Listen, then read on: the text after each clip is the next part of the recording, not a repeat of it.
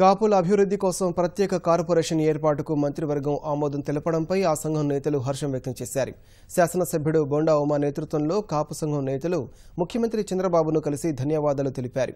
కాపు corporation ఏర్పాటుతో పాటు 100 కోట్లు కేటాయించడం పట్ల సంతోషం వ్యక్తం చేశారు.